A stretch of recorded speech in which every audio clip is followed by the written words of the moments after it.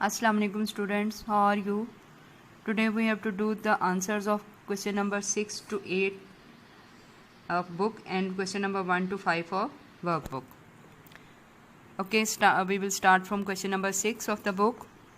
The diagram shows the jumbled up domain in a piece of unmagnetized iron.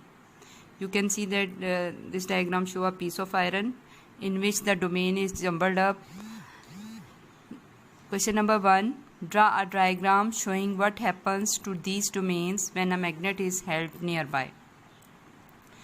So you know that when this domain is very sensitive to magnetic field, and when a magnet is brought close to this unmagnetized piece of iron, it domain get line up and magnetism will be induced in it.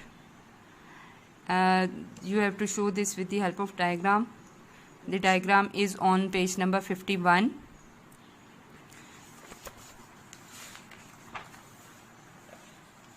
This diagram here. Next, what name is given to this process? This process is known as induced magnetism. Label the poles on the new magnets. Beta, this has been done in the diagram on page number 51. Question number 6, part 4.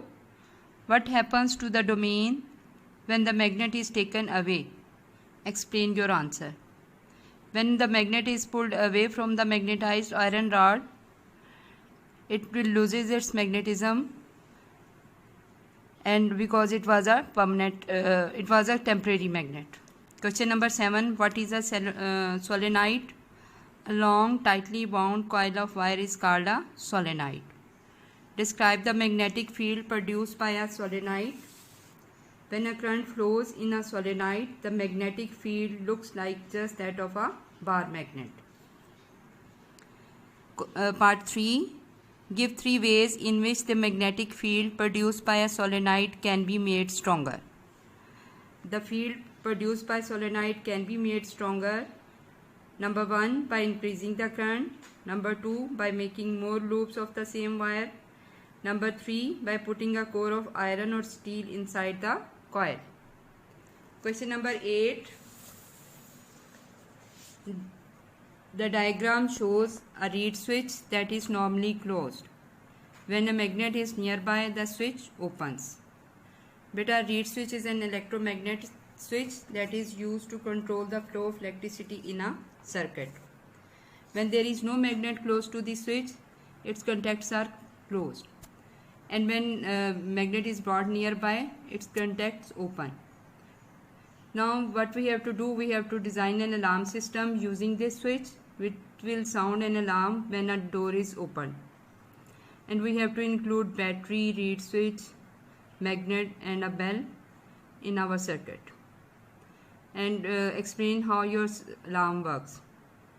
Now we will arrange a circuit including battery, reed switch, magnet and a bell or siren, and put this circuit on the frame of a door with the magnet fixed to the door. When the door is closed, the reed switch is open because of the magnetic field produced by the magnet.